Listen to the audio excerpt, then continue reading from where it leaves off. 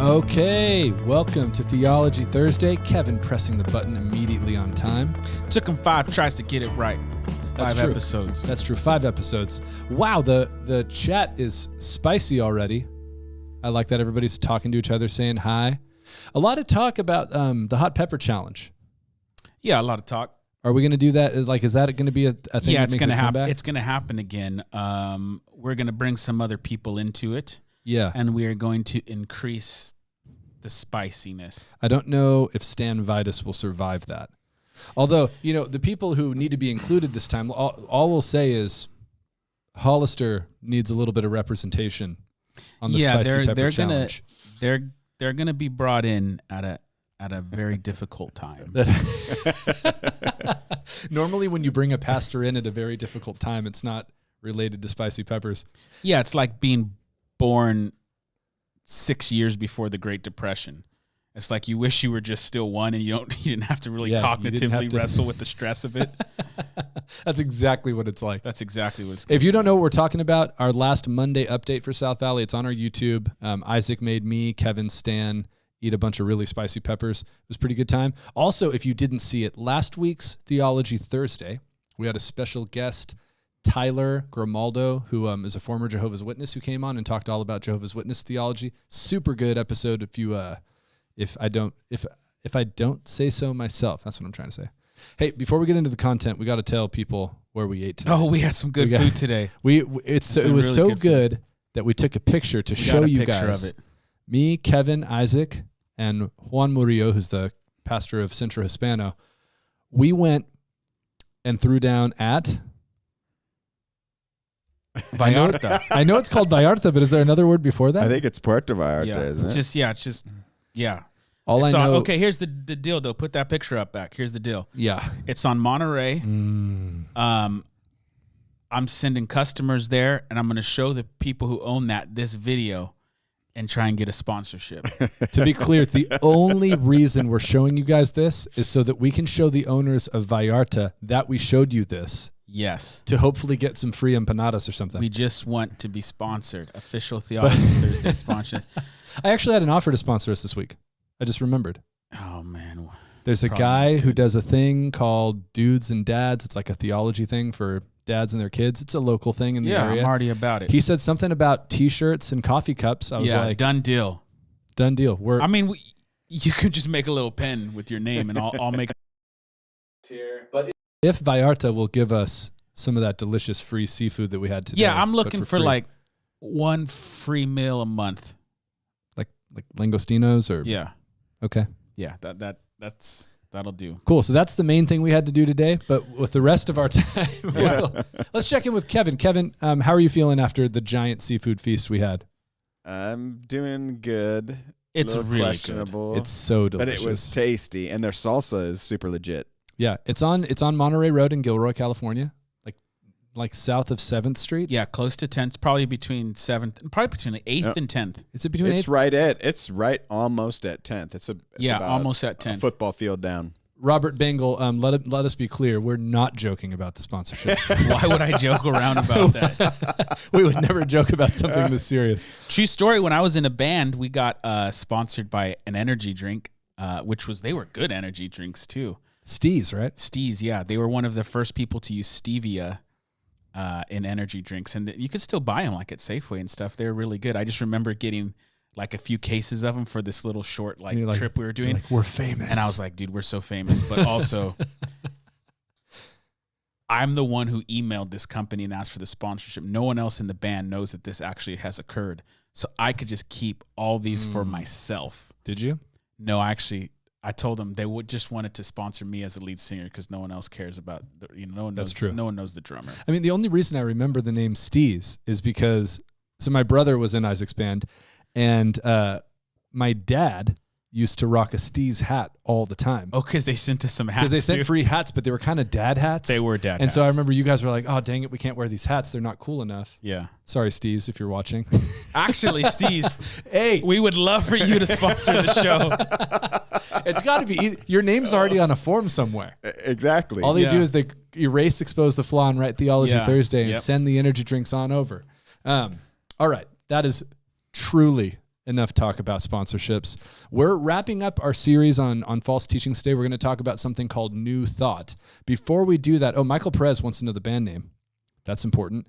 That'll cost. You got something to sponsor us with? You don't just want a couple more plays on iTunes for your old music? All right. So I'm sure it'll come up in the chat any second now. Quick announcement, important announcement. Next week's Theology Thursday will be the last episode for a little while. Not the last episode period, but the last episode for a little while. We're going to take a break for the holidays. So 2 weeks from today is Thanksgiving. So that'll be the start of our break, and then we're going to break through December because it's the holidays. We got a bunch of crazy stuff going on at the church here, and most importantly, Isaac's going to be having another baby during that month at some point. Some point in December. Some point in December. Hey, thunderous applause for Isaac's new baby. It's baby number 7 or 8, I think, at this point. After 3, you lose count. You stopped counting. So we will miss you guys for that month, but please make all your comments about how sad and miserable you'll be without us being here for December to make us feel good about ourselves. And then during that time, we're going to be making plans as far as what we're going to do going forward from there. But we will not be meeting or broadcasting after next week for the month of December. All right? And next week is going to be, Lauren Carmichael wants to know boy or girl, but Isaac's a hippie. We never find out. So you will have to wait. This is a teaser for Theology Thursday. Congratulations are coming in for Isaac. So this is the last episode of our False Doctrines series, and next week it's going to be a one-off, kind of a Christmas special, where we're going to talk about a bunch of Christmas misunderstandings and myths surrounding that holiday. So, is that the actual day Jesus was born? Is it all based on pagan holidays? That kind of stuff. How many wise men were there? Were they kings? 17. Now, if you guys have questions, things you've always wondered about Christmas and how it relates to the biblical story of Christmas, or theological questions, please send them our way, and we'll try to get to those next week as well. Kevin's going to wear a Santa hat, I just decided right now. So that'll be great too. Jacob says, I'm glad our sadness brings you joy. It doesn't bring me joy, Jacob, so much as just make me feel important, and I like that feeling. Your sadness brings Jacob, me joy. I like when you're sad. Yeah, it totally brings me joy. Brings Isaac joy. You can't tell from his face, but that's a joyful Isaac right there. Yeah. That's Isaac filled with joy. It's true.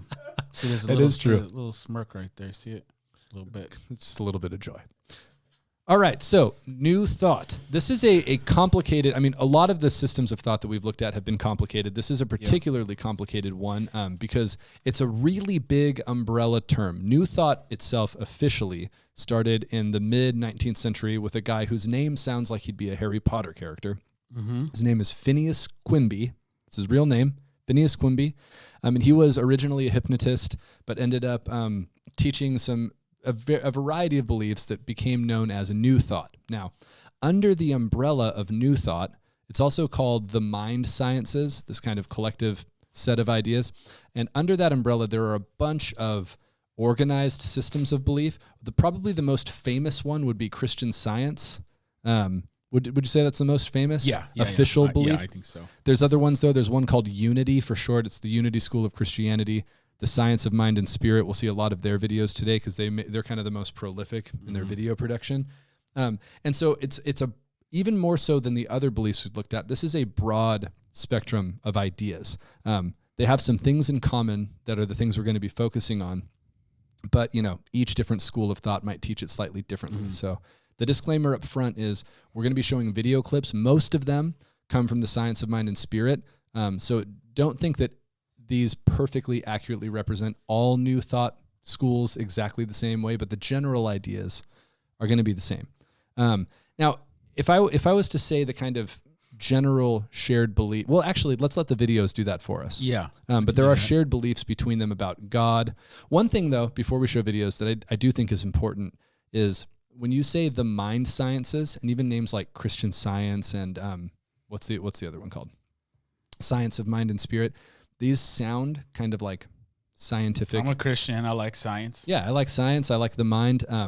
Just know that by their own admission, in most cases, mind science religions and belief systems are not really scientific or super intellectual. It's They're like actually pop punk.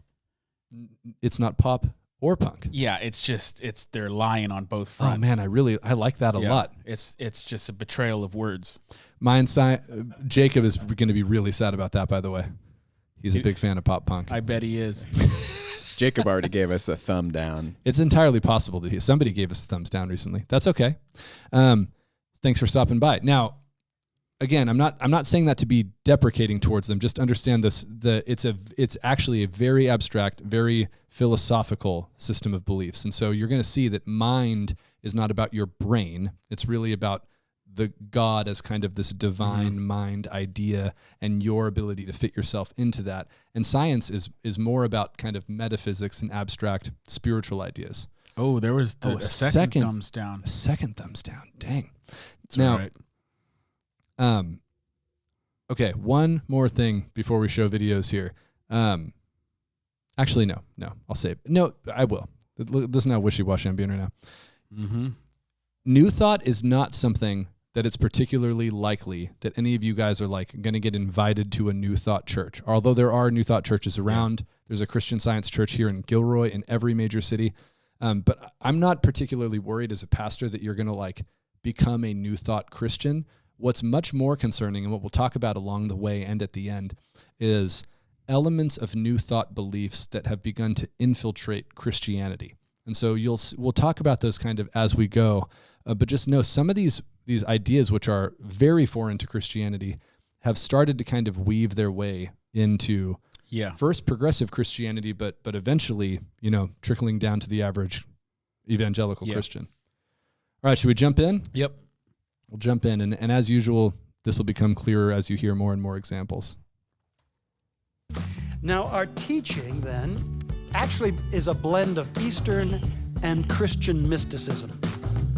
And we also bring into it the deep mystical teachings of all the faith paths, which is why on most Sundays you will hear us bless all faith paths, the deep truths in those paths, because that's what sources what we're all about. We often call it the golden thread of truth that weaves throughout all of the various paths. And this teaching is also meant to be a very practical spirituality. Something that we use in... So we can pause there because that's a lot already, right? Now, there's Sunday services. It looks a lot like a church. This is Dr. Roger Teal, by the way. We probably should make a note on that song, though, because did you guys notice how weird that music was? Yeah. Like, it could have been like, we've combined Eastern mysticism with Christian, and it probably could have put like, ooh, but it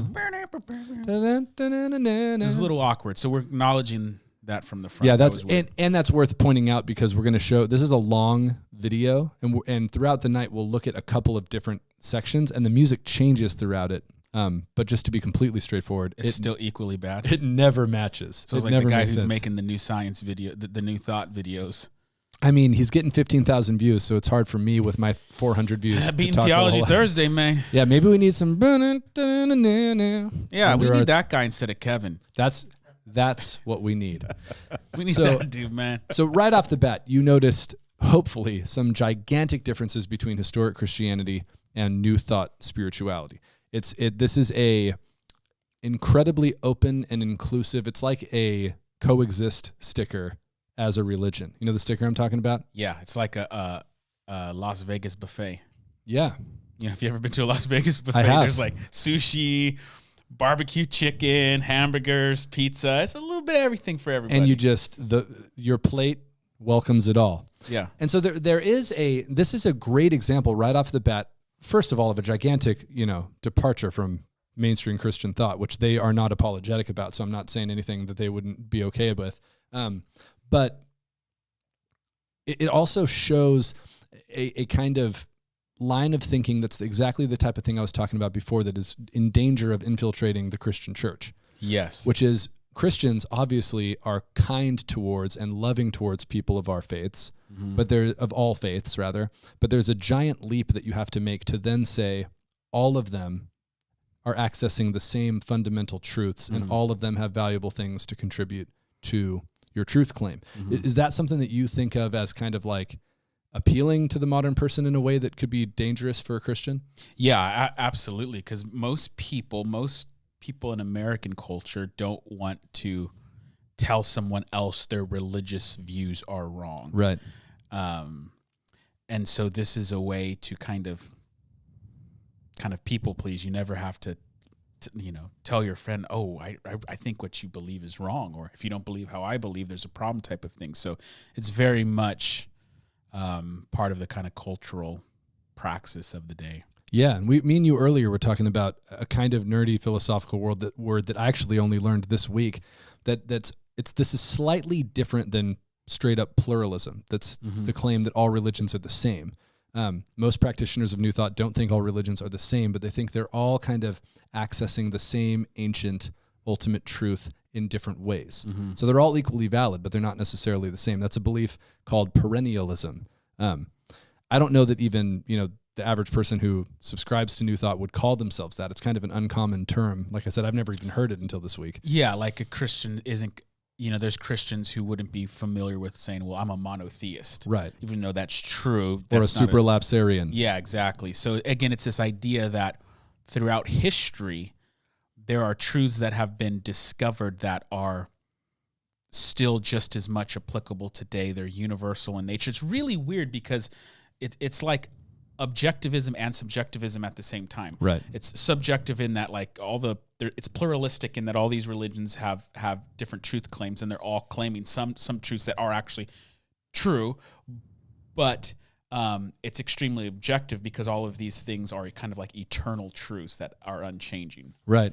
And the big problem that you run into logically with that is that the claims of Christianity, which that's the one I'll speak to because it's the one I'm most familiar with, obviously, require that the claims of other religions be false. Yeah. If the claims of Christianity are true, then the claims of Islam have to be false. And that's true the other way around. If the claims of Islam are true, then the Bible's incorrect and Christians are wrong. And so you talked about this on a prior episode, but there's almost a condescension to this whole idea that, it's all actually accessing the same basic truth, when meanwhile, all of us who are adherents of these faiths go, no, they're not. These truths are not compatible. It's like you go to college and your professor tells you, speaks to the Christian and the Muslim in the room and go, well, actually, you've come here to this institution of higher education. I'm here to inform you that you guys both believe the same thing. Right. And it's like, well, I've been reading the Bible my whole life. I've been reading the Quran my whole life, and we sure never thought that before you had us enlighten us. Right. We've got thousands of years of history that beg to differ with that idea. It's like we actually intended to have a picture of this, but totally slipped my mind. It's like the old the blind men and the elephant metaphor that gets used quite a bit, of all these blind wise men who are all feeling an elephant for the first time, and each of them is touching a different part, and they're describing the elephant, and one grabs the tail, and it's like, this is a rope, and then another blind wise man grabs the one of the legs, and it's like, this is a tree trunk. They touch the side, and they're like, oh, it's like a big boulder. Yeah. And meanwhile, while that's all happening, the official version of this is much more poetic than I'm making it sound right now. But the Raja, who's the ruler of the area, comes out and looks at all of them, and he says, don't you all see you're all touching an elephant? You all just have different parts. And again, the kind of inherent condescension of that worldview is even present in that metaphor. Because you who ascribe to that metaphor are saying that everyone else is blind, and you're the only one who can see the whole The professor elephant. in the classroom who just told all the students, well, actually, you're all just experiencing some religious truth through your tradition, has just arrogantly claimed that they're the only non-blind person, and they indeed have an objective, correct view of reality. Right. Well, everyone else for all these years just happened to be wrong. You're just a blind guy touching an elephant's tail. The number of times I've used that insult. All right. Let's move on to the next one, because this gets more specifically to that issue. I actually believe that there are twin sins of religion, if you look at history. The twin sins of religion are absolutism and authoritarianism. Absolutism, the declaration that there's only one teaching or one valid truth, and all others are invalid or inconsequential. Now that kind of... Now, Isaac likes the thumbs down, I can almost guarantee. That's thumbs down to that video. But you get what he's getting at there. It's basically it's similar to what we just said. He goes, hey, that when religions get into trouble is when they make these absolute claims. It's almost like in Star Wars when Obi-Wan says, wait, is it Obi-Wan who says, only the Sith deal in absolutes? One of the dumbest lines in Star Wars history. Just saying. Is Been the a lot of bad claim moments. that only the Sith deal in absolutes an absolute claim? Anyway, Yep. but, Well, that's the issue. Is Right. he's saying it's a bad thing to make absolute claims. Well, that's an absolute claim. It's a self-refuting statement. yeah, Otherwise, why are you saying it? Don't waste my time with stuff you don't believe is true. right. Yeah, and so Jacob just said the same thing as you, probably because of the time delay, that these things are so self-refuting that, hey, the sin that religion makes is to make absolute statements. Now, the kind of number one question you want to ask is do these folks consider themselves to be Christians? And here we have another expert in the New Thought movement, Dr. Michelle Moreno. We'll see a few videos from her as well. This is a longer clip. We'll probably just pause it and comment on different parts, but she's addressing directly whether or not they consider themselves to be Christian. Ernest Holmes, who we speak about a lot here at Mile High, he really said to us very clearly that while he felt that we were Christian, he also reminded us that Jesus himself was not Christian. Jesus was not promoting Christianity. That came later. Jesus was promoting a life where he promoted people to be in touch with the divine within them, the Father within that doeth these good works. And so Ernest Holmes... If we could pause just for a second there, because I know you're thinking the same thing I am. Did Jesus ever once talk about the Father within you? It's so bad because it's like, it's the state of our world today. You could just make stuff up and act like it's true. And, well, I guess it is true. Yeah. Jesus was promoting that you connect with the Father within you. It's like, can we at least get a verse reference where that happened? There's nothing that even comes remote. And did she at the end quote like, sort of like in the King James? She said do something. With the good works inside. Yeah, she said, let's rewind that, because I noticed that too, and I didn't notice it when I watched this clip before. But she says that, and then she says it as if she's quoting from the Bible. Let's watch. These good works. And so Ernest Holmes would even say, divine within them, the Father within that doeth these good works. The Father within that doeth these good works. Like, let me sound like it's in King James, so this sounds like it's from the Bible. Yeah, and that's the thing really, you've got to be on guard against that kind of thing. Because like Isaac said, this is true everywhere in all forms of communication now, that people just make blind assertions. And you can read, this video has 5,500 views and a bunch of comments, and you can get people saying like, oh, this is so helpful, thank you so much. And you just have to know, and by the way, apply this to your own pastors. Like, don't just assume that an assertion that's not backed up with some kind of authoritative source rather, is reliable. I mean, that's just she goes, hey, Jesus wasn't teaching Christianity. He was teaching, and then she says something that Jesus never said anything about. Yeah, one time I spoke really strongly to an audience. I go, one of the problems with giving today is that we've based our understanding of giving off an Old Testament principle and a bad translation of the word tithe. It's actually a Hebrew term that means 12%, not 10%. So many of you actually have been robbing from God, and you need back pay, and the church is right to charge interest on that 2%. And so I kind of say it real serious at first, and the joke gets people more, get it. But for like 3 seconds, everyone was like, 12%? Oh, my. Well, it's like one time, I don't know if you remember this, but Isaac was a youth pastor, and at the time I was a volunteer, and Isaac came into youth group on a Sunday morning, and he said, hey, I just really want to make sure that you guys are all aware of this new heretical false teaching that's going around. Do you remember what I'm talking about? No. And he just said, dead serious, he goes, you guys need to be on the lookout for this, and so I want to let you know now so that when you see it, you recognize it. It's false teaching. People are teaching that the Holy Spirit is equal to God the Father and Jesus. And they're claiming to be Christians, and they're saying that the Holy Spirit is equal to God and Jesus. And then you said, this is when you doubled down, you said, everybody here who is going to commit to being on the lookout for this false teaching, raise your hand. And I don't remember this, but this is good. Everyone in the room raised their hands. Let's bring that guy back. And then you as a youth pastor? Yeah, that's a better version of me, man. That's a strong move. And I'm telling you, everybody raised their hands, and you were like, okay, so that's actually true. And you made the same point that, hey, just because I'm the youth pastor, you got to double check stuff. So yeah, be on the lookout for that. It's just a great example. And this general claim she's making is common across multiple, it's going to be a running theme of just making stuff up. Let's keep it going. The Father within. And so Ernest Holmes would even say to us that he doesn't know of any tradition that was actually practicing what Jesus taught, because people have gotten wayward in their interpretation of the message of Jesus and in their practices as related to Jesus' ministry. So while Ernest Holmes would say that we are part of the Christian tradition, it is mostly because we believe that Jesus was one of the greatest prophets, if not the greatest prophet, to ever walk the earth. So she's going to get into Christology in a second, but before she does, what she just said was, she said it very politely, but what she's saying is, it's not that we're not Christian, it's that we are Christian and all of you guys aren't. Yeah, again, everyone else is wrong. Which is what Mormons say in a nicer way than that, basically, and what Jehovah's Witnesses say.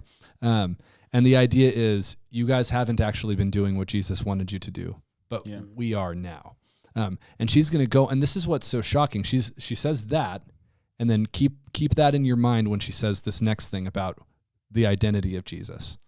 Let's jump back in. That he taught us about love, and he taught us about the connection that we all have to the divine presence. Where we are not Christian-like is that we have not fallen into or feel that the traditions that have us putting Jesus up on a pedestal, putting Jesus up to be something special and different than us. That's not something that New Thought or Science of Mind and Spirit really resonates with. While we support and love people who feel that way, and we don't criticize them and we don't make them wrong, we just have a different way of interpreting and seeing even the words that are in the Gospels that Jesus reportedly said, where he invited us all to remember who we are and reminded us that it's the Father within us that doeth the works, and reminded us that these things that he was doing that we can do and even greater. Those phrases are really important to us and seem to me to be the key of our relationship with that wonderful prophet Jesus. So a lot in there, and she's going to go on, she goes on with more of this, but we can stop it there, about the big difference between us and the kind of mainstream Christianity. The thing, frankly, that makes them Christian and the rest of Christians not, is that we don't go the way of putting Jesus on a pedestal and treating him like he's something special. Mm-hmm. This is really important because it sounds really like dramatic and like strongly worded here, but this is very common in New Thought. It's like one of their central ideas is, it's not just that Jesus isn't God, it's that it's a gigantic mistake to treat him like God. Because the whole point is, you are the same thing as Jesus. Jesus is just a human being who accessed that great divine mind in a perfect and correct way. Some of you guys who have been watching a lot of this stuff, this might sound similar to some of the clips we saw from Richard Rohr earlier, because this is very much how Richard Rohr also talks about Jesus, that he's a regular person, and he'd be horrified if he found out that people were worshiping him and bowing before him and treating him like he's God and stuff. The problem is, when she talks about the words of Jesus in the Gospels, the things written down about Jesus in the Gospels, there is just absolutely no question that he is being presented as something different than humanity. Yes, for sure. Even a view that doesn't see him as, well, let's take Jehovah's Witness, for example. Even a faith that doesn't hold him to be eternal God still sees him, there's something seriously different about Jesus. So with Arianism, Jehovah's Witness, they're still saying, okay, he's the first created being. There's something special. He's the angel. You can't honestly read the Gospels and come to the conclusion that he's just a man. Yeah. I think it's clear he's God, but even if you don't come or share that, let's say you're an atheist reading the text, it's very difficult to come away with, he's just kind of like us all. Yeah, and then if you have if you have a deeper reading going on, then you see him, like we've talked about in the past, saying things like, before Abraham was, I am, right? And recognize, this is a very obvious to them claim of deity. And they're all over the Bible. Some of them are really subtle. There's a moment like in Mark's gospel when Jesus, the way that it's written in the Greek, that he walks across the water and walks past the boat, is meant to echo moments in Job about Yahweh being the one who treads upon the waves and walks past Job. And so all that to say, the idea that Jesus is not meant to be seen as God has a huge number of problems. But the thing that's the most frustrating is it's stated as if it's just an obvious thing. She goes on in this video to say, all of the wise and good leaders I've known didn't want to be put up on a pedestal. You know, they wouldn't want that. And my response to that is like, yeah, because they're not God. Yeah, it's begging the question. You're assuming you're right before you get started because any good teacher would not take praise and worship as if they were a deity or a God. But that's because they're not. Right. Jesus is actually seen as that. The other thing that was interesting was she said, we just look at the things Jesus reportedly said differently. So one, we're going to look at the words differently than any other Christians do, and she slipped in the word reportedly. So Right. it's more like we're going to look at things differently, and we're going to pick and choose what we want. Right. But if I say it nicely, because niceness is one of the chief virtues in our culture, Right. not truth or backbone or standing up for what's right, just being nice. She said it nicely, you don't even catch it. We're going to pick and choose what we want, and we're going to see it differently than you, and you're wrong, but we're not going to tell you you're wrong. Right. Absolutely. I mean, that's the kind of, she said straight up, we're not going to say that you're wrong. But again, you go like, well, But you're kind of wrong. but is he God or not? And when Yeah. Thomas, so, you know, you think of the New Testament and you have Peter and Barnabas who are not God. They get treated like gods in a Greco-Roman city. They're coming out, you know, they're like Zeus and Hermes are here, and they tear their clothes and say, we're not gods, we're not gods, we're not gods. Meanwhile, Thomas, when he puts his hand in Jesus' side and touches the wounds in his hands, he falls down and says, my God, calls him God. And Jesus doesn't tear his clothes and go, no, I'm just like you. But one of the lines you'll find in New Thought over and over, I don't know if anyone says it in any of these videos, they say Jesus is the great example, not the great exception. Meaning, he's the one who is supposed to lead you and show you the way, but he's not exceptional. He's not meant to be seen as special. That ruins the whole point, because the whole point is you got to go do what he did and become fully in contact with you're God. just as special. Just as special as Jesus. And if that ain't a religion for the 21st century, I don't know what is. Or the next Disney movie. Now, Chris Grimes threw in a really well-written paragraph here that's actually, I'm going to read it, It's got some Kevin. borderline alliteration. It does. Healing and health. Healing and health promised by this weak science try to appeal to our need to overcome pain and suffering. Jesus is reduced by this, quote, thought. Couldn't agree more. And That's actually, probably a good transition, huh? it is. It actually leads right into the next thing we're going to look at. That's a nice smile on that. That is. Look how gentleman. handsome Yeah, I was he going to is. say, that's a good That's picture. a nice smile. That's a Grimes, handsome that's picture. a good picture. Portrait mode. That's what that is. That's portrait mode, black and white setting, right Yep. there on the iPhone. Yep. Guaranteed. Chris, can you confirm for us that that's just a picture you took with your front-facing camera in portrait mode? While you type in your answer to that, let's watch this video, because this is exactly, Chris knows a little bit about New Thought clearly, because what he's getting at is this. In what we believe said, we believe in the healing of the sick and the transforming of conditions through the power of this mind. Obviously, we believe that there can be healing that goes forth. In fact, our founder, Dr. Holmes, at one point said, ours is a teaching and healing order. We're primarily here to teach these principles. There's a key to it. There's a key that is all important in this, understanding this whole thing of our healing capacity. And it is that every one of us is whole spiritually now and forevermore. Hold on to that. That's What important. this means is the truth of you, the true you, not your circumstances and all the stuff going on in your life, and not even your body, but the true you, being born of pure spirit, is already whole. It will always be whole. It is untouched by all the vicissitudes of life, and that's not an easy one to say, but it is not touched by any of the impacts and all that is going on and impinging upon us from all around us. There is the you that is whole now. You may be struggling outwardly. This guy's a pretty good preacher, I got to say, first of all. I think I'm going to give it to Dr. Roger Thiele. He's a good preacher, good speaker. And he really there is highlighting, we're going to talk about their kind of theology proper, their understanding of God in a second, but this is core to the idea of the mind sciences, is this ability to heal yourself. Chris Grimes confirmed. Thank you very much. I'm just trying to, because if you can heal through the mind, I'm seeing if I could hurt Kevin through my mind right now. Give it a shot. I'm trying real hard. It tickles. It tickles. It tickles. That idea of being able to heal yourself through the mind, and you notice it said through the divine mind with a capital M. That's one of the confusing things about the terminology here, because they don't just mean through your brain. Again, they're talking about God as the divine mind. We'll talk more about what that means in a second. But the idea is that by tapping into that and by connecting to your true self, to who you really are, and becoming aware of that perfect version of you that always exists, that's how you overcome the bad thinking, the bad thoughts, bad patterns of thought that make you sick and make you sad and all this other stuff. So it's like self-help on spiritual steroids. Yeah, and again, to make the Disney joke, it's like the answer is discovering your true self, and your true self is actually perfect and whole and wonderful, rather than it's like, no, my true self is a wicked person. Right.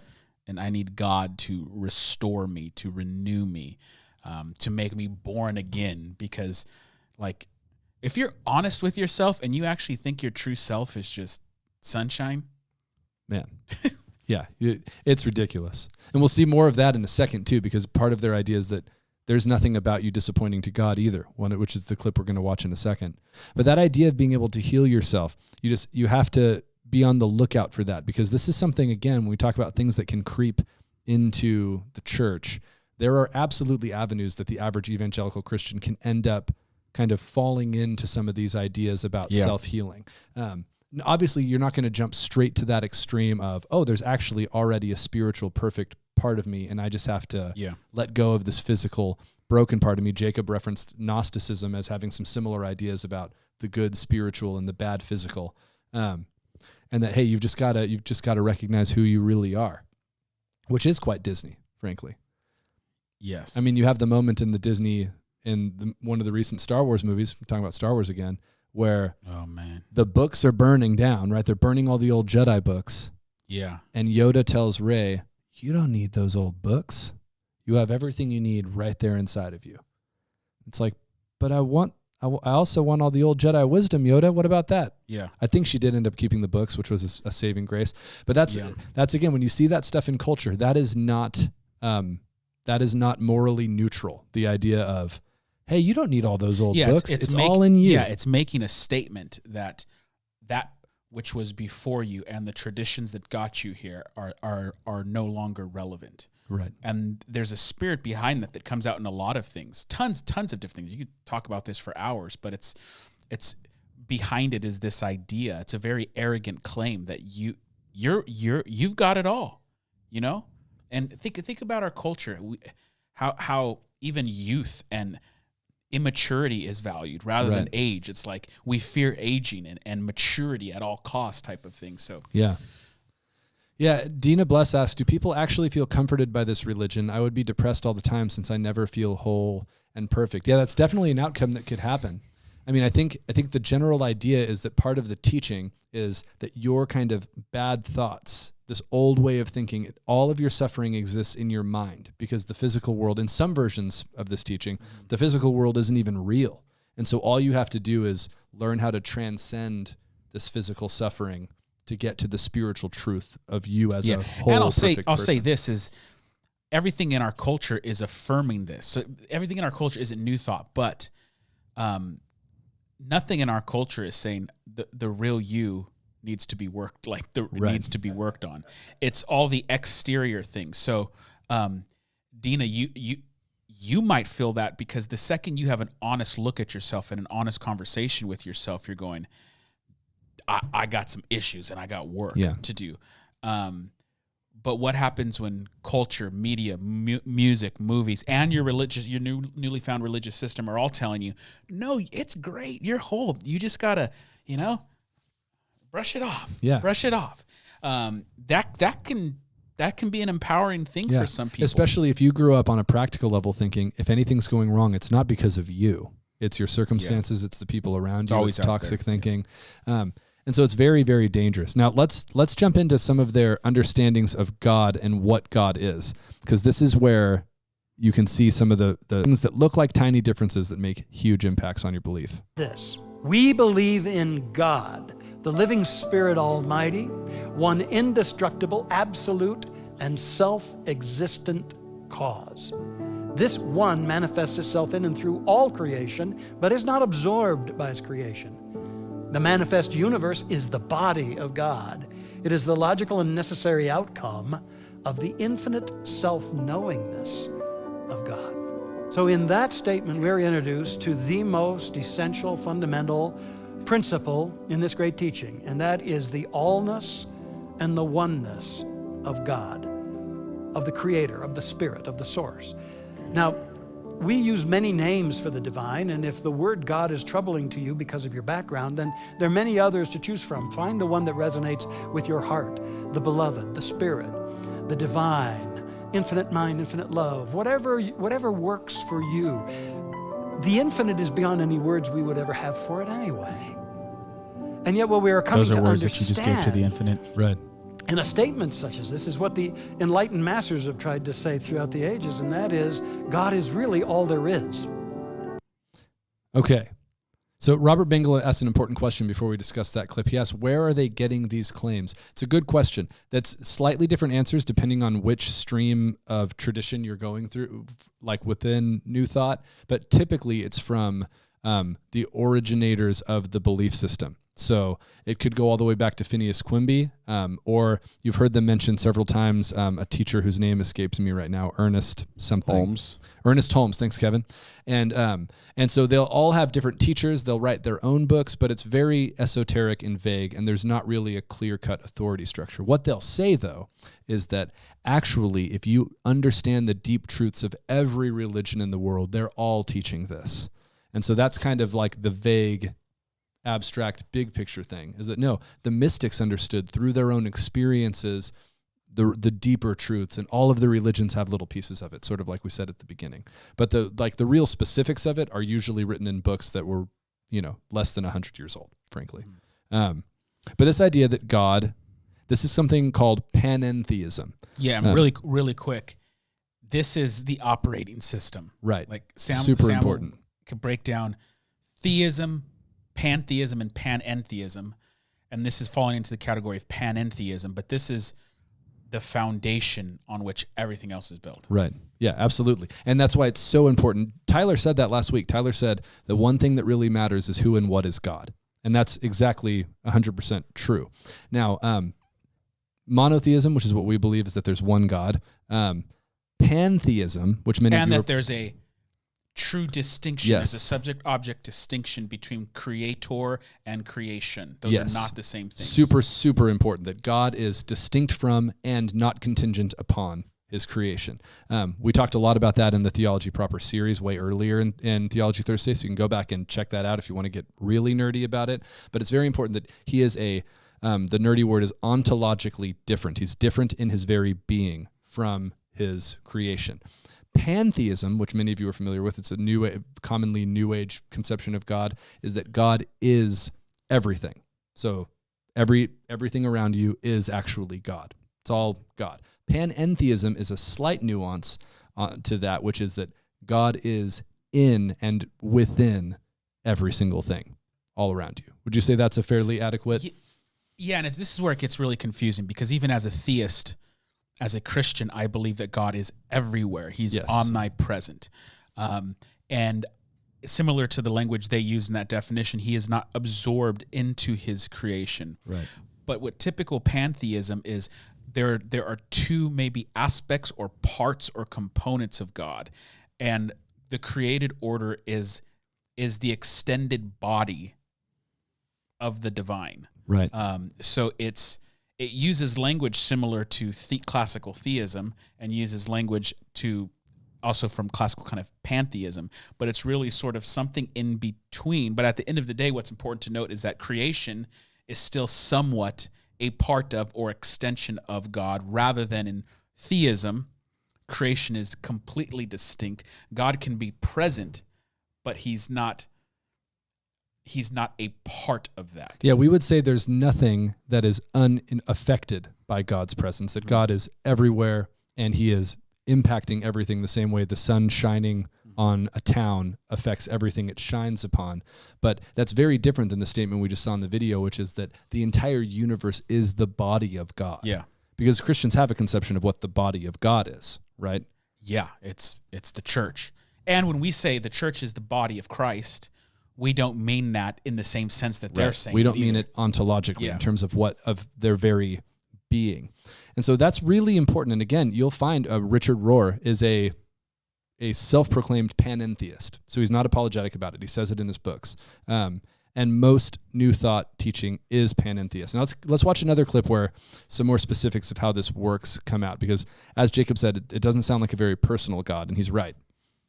Like God is the most magnificent unconditional love beyond anything that human beings could ever imagine. And so it's love and it's law. That's what Ernest Holmes, our founder, used to say. It's love and law. It's love in that it is this presence that cherishes every part of creation. There's no being, no experience, no thing that this God presence is disappointed in. That it's absolutely pleased with all that is, including you, including me. Pause for a second. Yeah, pretty bad. So there is nothing that God presence is disappointed in. Nothing in you that God is disappointed in. And here's the thing. I don't want to worship a God that looks down at me and never sees any type of disappointment or something that could be, because if I, in my finite brokenness, know that I am morally deficient in many areas, a God who cannot see with the same clarity as this broken finite being can see is not worthy of worship. Right. And you don't even have to mean that in like an abstract philosophical sense. It could just be like, at the end of the day when I'm going to bed, I go, you know what? I could have been more patient with my daughter today. Yeah. I don't want a God who goes patient with Sam today, man. Yeah, you should have. First of all, I got mad, man. He was taking my shrimp at Vallarta. I did spill some. I actually saved you a lot of. That was fast, Kevin. Look at that. Dang. I was keeping track, man. I felt like he ate 70%. I only got 30%. Look at those all kinds of bad langostinos. thoughts in my head. But you know what I'm saying? Like if I can at the end of the day go, you know what? Tomorrow, the reason that I can become a better father is because at night I can reflect and go, you know what? I snapped at her when I could have been patient, and tomorrow maybe I'll do better. And if God can't do that, if God is just like, nah, man, perfectly pleased. You're so good. And by the way, that's us who are, we're dudes who are doing okay. Do you want a God who looks upon the serial killer, all the evil in the world, the warlord in East Africa, you name it, and says, you know what? I'm fine with that. I actually like it. It's good. It's fine. You just feel bad because you haven't discovered your divine spark. That the divine part of you is have a better understanding of yourself and see the Father within you that doeth thy good works. Yeah, doeth. Now think about, like, for us, that again is an abstract idea. But if this is where my brain always goes, because I work in missions. If you go and you're trying to preach the good news to a woman whose life has been absolute misery in East Africa because of evil people who have oppressed her. Yeah. And you say, actually, I've got great news. God loves and approves of everyone and everything. Yeah. So that guy who came and kidnapped your daughter and turned her into a slave, God looks upon him with nothing but love and approval. Yeah, that's why I'm getting so sarcastic. I'll try to be genuinely, and I want to be respectful, but it is so damaging and so hurtful. And as it was said earlier in the comments, like it doesn't hold.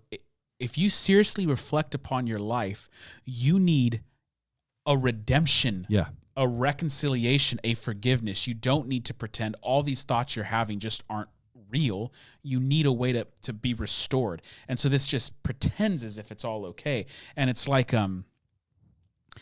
growing up, like some of you grew up in families where your family was a train wreck, but you fake that it was okay. Yeah. And it was more damaging to fake that it was okay than just to own up and say, hey, can we work on our stuff? Yeah. Yeah. And people who have really suffered, ultimately what they want is what they need, whether they want it or not, is the news that, no, there is a God who makes a distinction between good and evil. who hates evil and who will eventually make all of this right. And by the way, you've done evil too, but you can be saved from it because he's a good and gracious God. That is so much better news than, no, God is equally happy with the murderer and the rapist as he is with, the school teacher down the street. So anyway, let's see. I think there's a little bit more from this video, and then Let's see. It's getting me worked up. And at the same time, it's principled in that it responds to us, that we've been made in the image and likeness of it.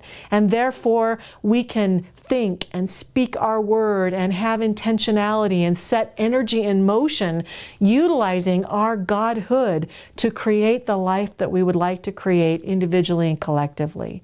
And so that's a good way to put. We have some more video clips, but I think we should stop with the videos there because there's something else I want to discuss.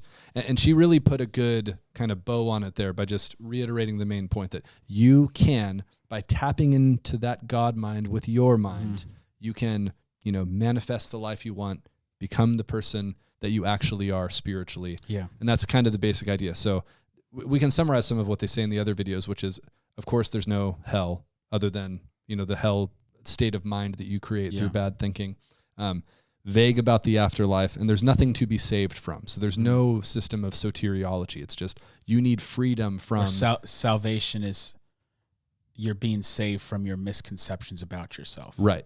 Yes, exactly. You can save yourself from bad thinking. That's what salvation is. But there's no sin problem. There's no judgment. There's just you gotta, be happy. I like it. It'd be nice. It really is. I mean, not to retread what we just said, but this is a belief system for, not to use a word that's bandied about a lot in culture right now, but this is a belief system for the privileged. Yeah, truly. If you wake up in your multi-million-dollar home and you have all the material things that you've ever wanted in life, all your bills are paid, you have a fridge full of food, but you're still unhappy with life. This is the religion for you. It's just bad thinking, man. It's just bad thinking.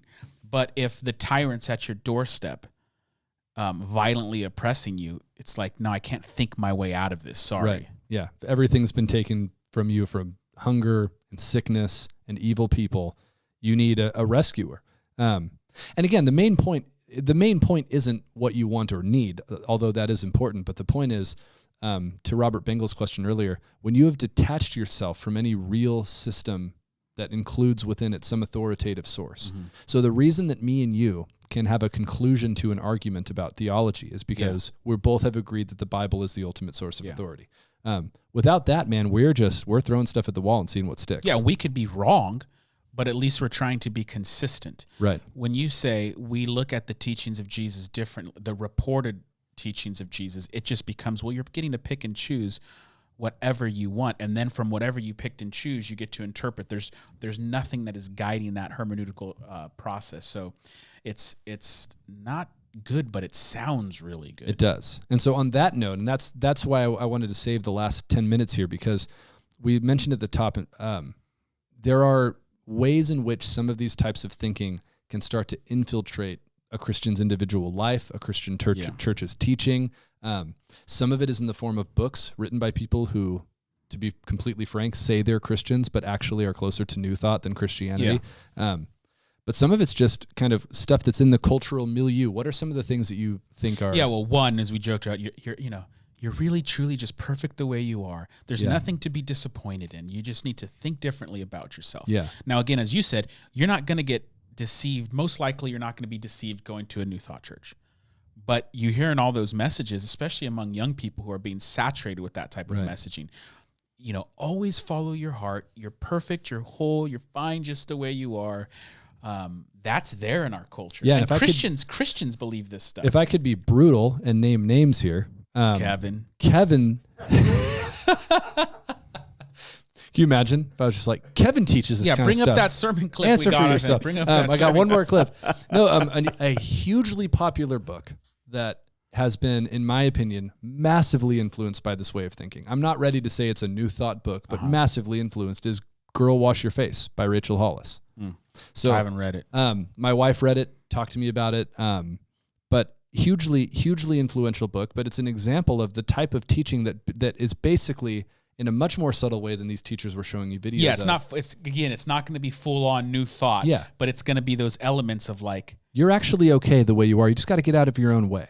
And I'm telling you, if that's the message you're getting, this is different than Christianity. Christianity is, the beautiful good news that Tim Keller puts it so, Tim Keller thing, so eloquently, that you're actually worse than you thought you were, but more loved than you thought you were at the same time. So it's not bad news that, well, you just suck and that's the end of the story. Mm-hmm. It's no, you are horrible and you know that about yourself. That's why this stuff is so deceptive. Yeah, deep down, you long for forgiveness and reconciliation because deep down, wrong has been done. Yeah. And you can invent a religious system, read a book, do whatever you can to convince yourself otherwise. Yeah. Wrong has been done to you and you have done wrong. But just pastorally, the second I start talking about shame with people, you feel it on their body. Yeah. Because of wrongs they've done and wrongs done to them. And our culture just doesn't want to deal with that at all. Mm-hmm. And so that's big time in influence kind of our culture. Another one would be kind of the power of positive thinking. Yeah. Which there is truth, like everything, there's truth to. Like if you wake up and you have a bad attitude, guess what? You're probably going to have a bad day. Is that true for you? I don't know. I've never woken up with a good attitude. I was going to say, if that's true, you've probably never had a good day. I've never had a good day. Y'all should see Isaac in the morning. Isaac takes a good 45 minutes. Yeah. So there's truth to thinking positive and having a good attitude, but that could almost manipulate the physical world. Right. This is something like in The Secret, right? The idea of what's the term for that? The law of attraction. Yeah, the law of attraction, that you can manifest things into the world through your thinking and through your perspective. It's like write it on a whiteboard and look at it every day and it will come true kind of thing. And I'll get spicy with this. Okay, I like it. It's like anything. Could be a good version and a bad version. So take something like, I have a lavender stick, and it's like lavender you put on your head. Yeah. And it's like, oh, lavender before you go to bed. You're talking about essential oils. Lavender essential oils. Yeah, but it's like a roller. little glue stick. Yeah, it's like a little glue stick. And I'm like, man, this stuff smells good. And maybe it helps me fall asleep. I don't think it does because I don't ever fall asleep at like. You ain't using enough of it. No, yeah, but the point is like, do elements in the world do things in the physical world? And the answer is yes. Yeah. Medicine does stuff. Essential oil, lavender, helps you fall asleep. But there's also this kind of like level where you take it to the next level. All of a sudden, it's almost like, if you mix this smell with this smell, this magical thing happens. Yeah. And hear me. The physical world can be manipulated to produce. Right. And we're not blanket anti-essential oils, right? But I'm actually all about them. I love those smells. Again, we're both hippies, dude. We probably both had essential oils diffusing while our wives were having home births. Yeah. That's how big of hippies we are. But there's a level where it crosses over where you're thinking this is like doing something borderline magical. Yeah. And you see this stuff with like,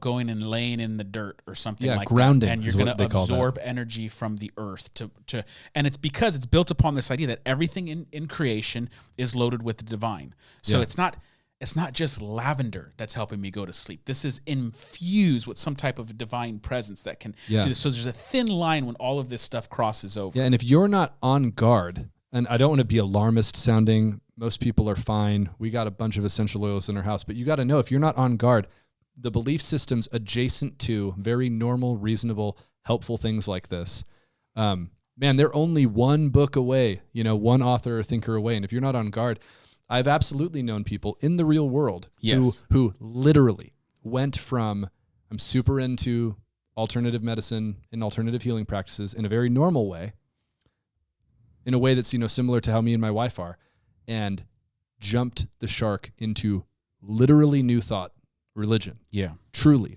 Like I'm talking about reading the books of and subscribing to the actual beliefs of New Thought. Yeah. So again, I'm not saying it's a slippery slope and you shouldn't be, rolling lavender on your face at night. No, yeah, and maybe the way to say it is, it's not a slippery slope, but if you begin to adopt that foundation that we talked about, then all these things that aren't dangerous easily get incorporated into this, very easily. So that all of a sudden, you're just doing stuff that it's like almost like magic. Yeah. Yeah, so that's a great one to be on guard against. And again, it sort of goes in line with that whole idea of, no, if you write it down and you read it every day and you fill your thoughts with this positive idea that I am going to become an author. I'm going to become an author. And all I have to do, if I write it and read it and focus on it, I will manifest it into the world. It's not saying don't set big goals for you guys, but man, if that is just very far from a Christian's understanding of how the spiritual world works and functions. Yeah. That's magic. It's just magic. It is magic. I think there's also a general thing to be on guard against, ideas about God that become increasingly vague and have him as this oneness and kind of connectedness being the main theme. Because again, like you said, in Christian theology, God is everywhere. We talked about it in Theology Thursday before, but we talk about God's omnipresence, this non-spatial ubiquity, that he is everywhere. But that's very different than a panentheist idea that everything is a part of God. Yeah. And so what you'll notice, and this is probably the key difference, is when the sort of focus and emphasis is on you being a part of God rather than God being everywhere, that's when you've started to get into trouble, because the frame of reference has become you rather than God, and how you get to be a part of God's actual self. And maybe an extension of that to be on guard for is, we've seen this in a couple sessions of Theology Thursday, but when, God, Jesus, Spirit, Father, oneness, whatever you want to call it, like, Christianity is thoroughly a Christ-centered religion. Yes. And I don't mean that like, you go to a church or something like, we're a Christ-centered church. No, what I mean by that is the whole religious system, the whole structure is centered on the person and work of Jesus. So much so that Paul's message as a first century Jew is not just discover this or know you're perfect, or I'm talking about the vague spirit in the sky. It's like, I got one message and it's Christ crucified. It's in a historic event. It's not a disembodied, ambiguous, vague spirit that we've all come in contact with. It is a person in history who was crucified and resurrected. And so whenever you get that language that's just so flexible, you lose all sense or semblance of actual meaning. So Christians, we focus on Jesus. Right. And you are in a line of 2,000 years of people who died for their commitment to that name. To Jesus. No one kills someone. No one gets martyred because they believe in the great oneness. Yeah, because You as die you're getting for tortured, Jesus. you're like, hey, actually, we're just experiencing the same truth just from a different angle. Right. You think hurting me is good, and we could just be friends. Like, no, Jesus is the way, the truth, and the life, and I'm willing to die for it. Yeah. So anything that has those kinds of flavors, just something to be on guard for. Because again, it's not like there's no such thing as an inspirational book or a self-help book that's good and helpful. You just want to watch how that influence is starting to get into your way of thinking about the world. And I'll just throw it out there, especially if you go to South Valley and you have a question about an author or a church or a podcaster or whatever. Somebody you go like, is this okay? What should we be doing about this? Reach out to us. We'll send all your questions to Kevin. Reach out to Sam. Reach out to me. I'll forward the emails to Kevin. He'll get back to you eventually. That's how it works. Anything else to say before we sign off? No, just let's get the picture up there. Picture one more time. last time. Vallarta, we want sponsorship. You're on Monterey Street. The food is incredible. Next week, Christmas talk. So if you got questions about Christmas, send them to me in my email or comment on this video. Christmas tacos. Christmas tacos. We'll do it. Hey, see you later, everybody.